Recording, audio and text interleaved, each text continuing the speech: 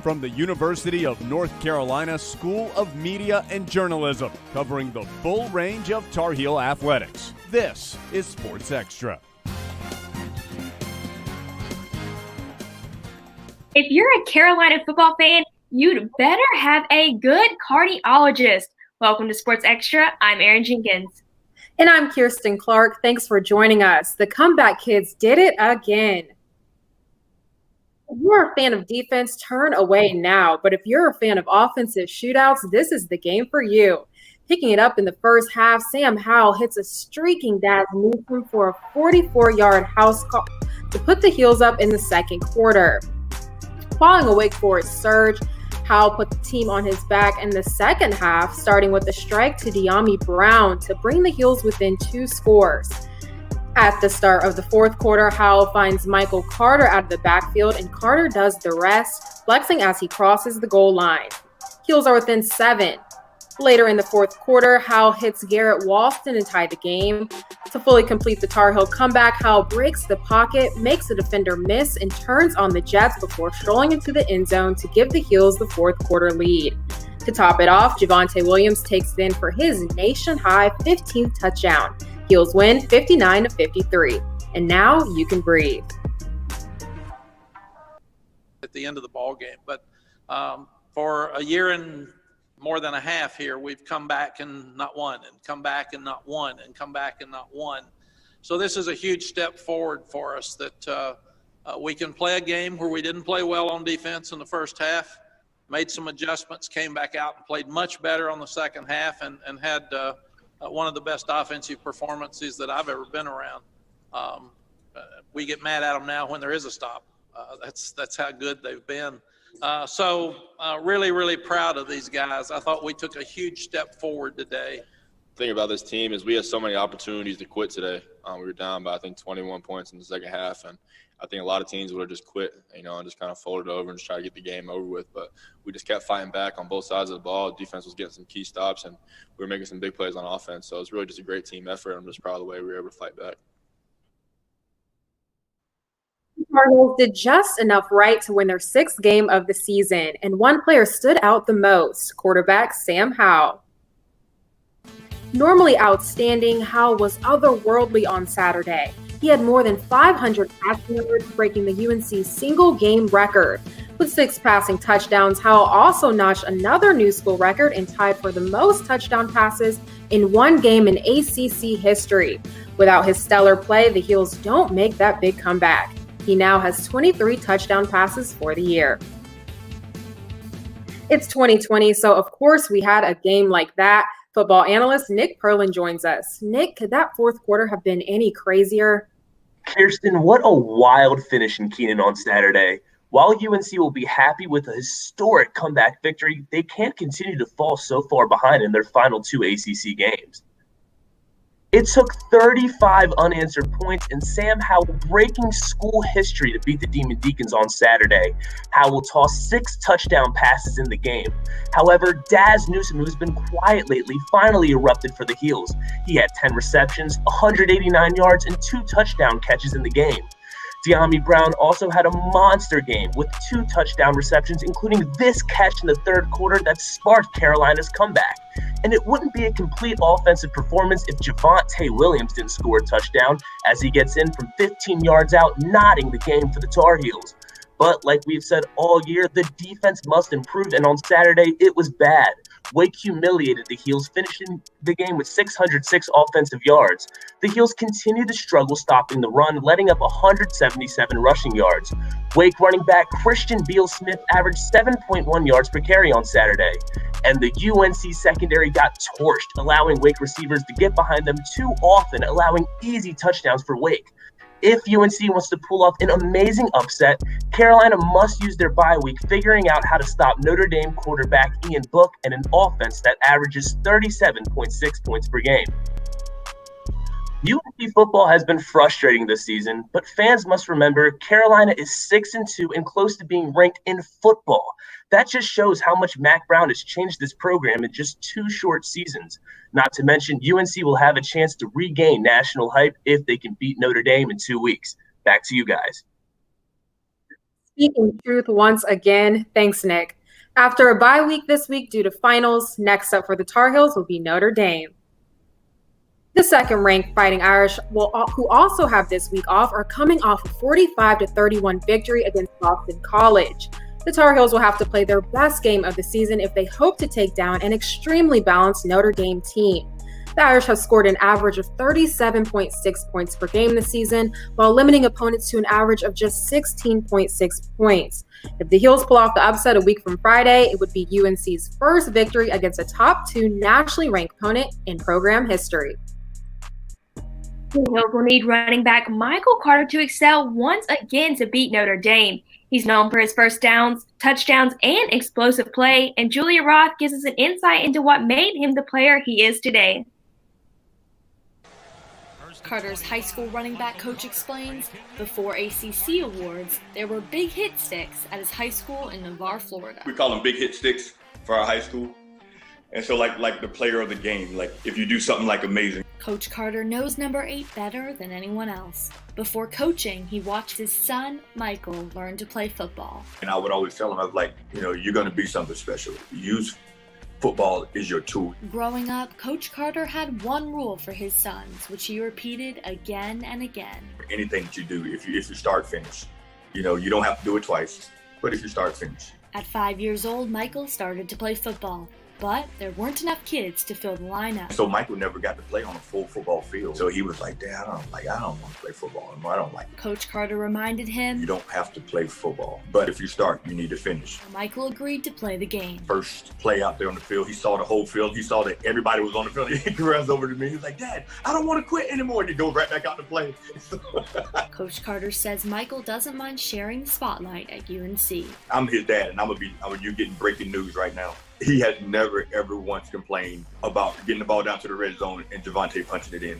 Not once. Me and Vontae, we feed off each other. With just 3 games left in Michael's senior season, Coach Carter will watch as his son finishes what he started at Chapel Hill.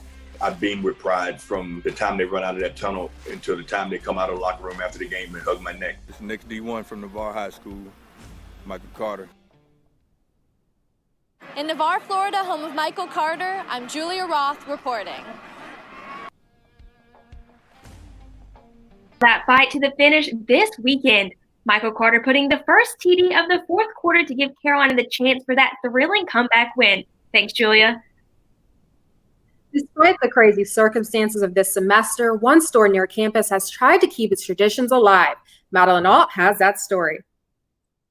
Located in the heart of Chapel Hill, the Shrunken Head Boutique has been around for decades. The Shrunken Head was opened by the Hendersons in 1969. We were opened on Franklin Street in the same location that we are in now. After being around for so long, the store has established and carried on unforgettable traditions. After the 1993 National Championship was when we started giving away the game day pins. They would all say beat whatever team we were playing that week, and we would make hundreds to thousands during the week to give away on game day to any Carolina fan who wanted one. Now, decades later, the pins are still handed out every home game day.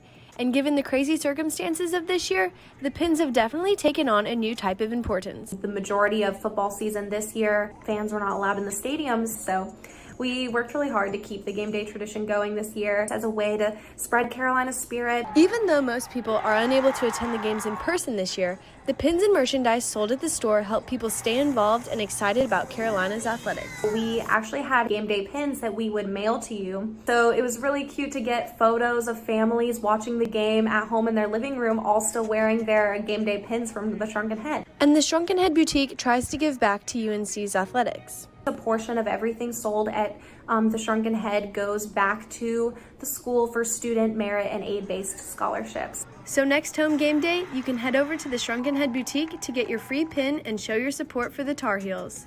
In Chapel Hill, I'm Madeline Alt, reporting. As the Tar Heels are winning, Shrunken Head will be a fixture of Chapel Hill's game day tradition. The number 23 is very special at Carolina. Michael Jordan wore it. The field hockey team won its 23rd ACC tournament last week, and the women's soccer team was out to snag its 23rd tournament championship this weekend. Every inch of turf was hard-earned on Friday, but no points on the board to show for it. both goalies refusing to yield. That is, until UNC keeper Claudia Dickey left her goal unattended, crossed the field, and took a penalty goal for Carolina. You heard that right, the GK with a PK, putting up one for the Tar Heels. Down one goal, the Hoos had a hard time maintaining the high energy from the first period.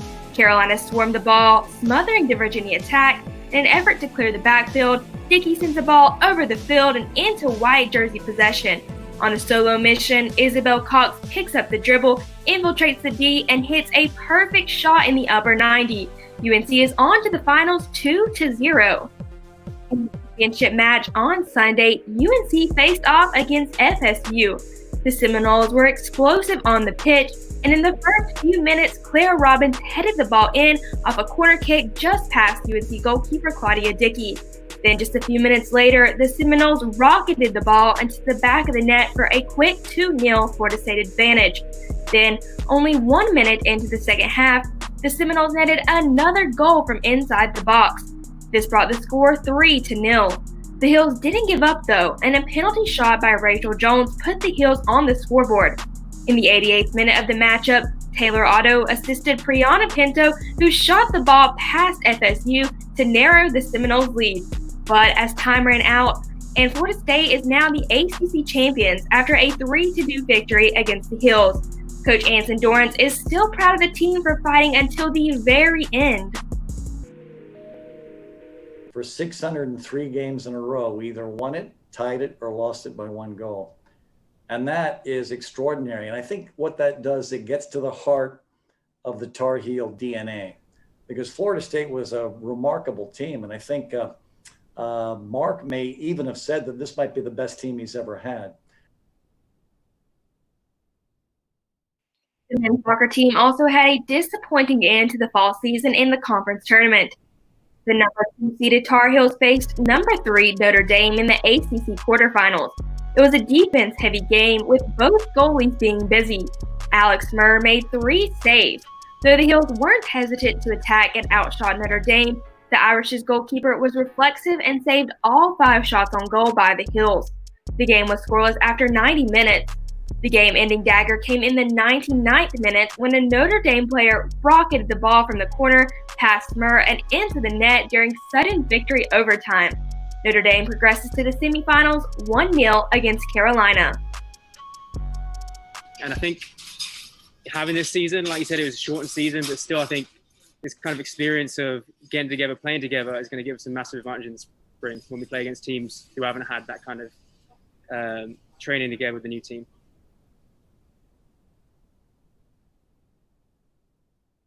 What happened with soccer analyst Taylor Bennett? Taylor? It's the end of the road for both teams. The women's team made the same mistakes the Heels have been making all season, and the men's team couldn't net a goal. For the women, the problem once again was failure to convert corner kicks. The problem, illustrated by the corner kick at about 15 minutes remaining in the match, was that the service is either too far away from the goal or beyond the far post where no one can do anything about it. The team had more than 20 corner kicks not converted into goals throughout the tournament, and it was the same story for the men. The men's team had 10 corner kick opportunities and didn't convert a single one. With Carolina's history this season, the loss against Notre Dame is now the 4th game to continue past the end of regulation. And this season, the Heels didn't win any matchup in overtime. Carolina took 12 shots against Notre Dame, and not even one made it into the goal. While UNC led Notre Dame in the number of shots, Notre Dame was more clinical on goal when it mattered in the 99th minute. What a disappointing end for both squads. Back to you guys. Soccer analyst Taylor Bennett. Thanks, Taylor. The fall season brought about a series of changes for all athletes, and in men's soccer was no different. Natalie Bodie sat down with UNC goalkeeper Alex Murr to discuss some of the changes as the Heels move toward the spring season. So in what ways have your coaches and your teammates kind of adapted practices or even adjustments that were made to your current training schedule looking ahead to sort of a different season than years past? Yeah, so we haven't been able to train with our coaches until early August. So we've had a lot of the guys here come in, get tested quite frequently, and then train without the coaches since July. So that's been quite different. showing up to training, getting our temperature taken, masks on and everything. It's definitely different, and just having to stay 6 feet apart, obviously. So a lot of new protocols for everyone, but I think everyone has been really diligent with everything, and it's been going really well so far. Soccer players are as dedicated as any group to their craft, and Matilda Marshall tells us about one team that wants to play no matter the hurdles. This semester has been full of change, and that was never more true than for UNC's student athletes. But the club men's soccer team has never given up on their mission to play. Over the summer, we worked on fitness plans so that guys could stay in shape, and just tried to keep the team environment thriving because we knew that at some point we'd be getting back out. And so, and we eventually did. With the team's constant dedication, the hope paid off, and they found themselves back on the field, albeit with some new rules to play by. If you're 6 feet or closer to someone, you have to have a mask on. It's difficult, just because as you play, you sweat and your mask becomes sogged and it's harder to breathe. So we do just, when guys do have to take the masks down, we make sure that they step away and just try to be as respectful as possible. The team knew their battle wasn't just physical health. Co-captain Stephen Ryan is also hoping to support the mental health of his teammates. We try to make it known that if anybody's struggling mentally or with their own COVID situation, then we're able to help out. We've probably had a survey every 3 weeks just about how people are feeling. Despite the challenges thrown at the team this semester, co-captain Brendan Hawley is just grateful for the opportunity to get out and play.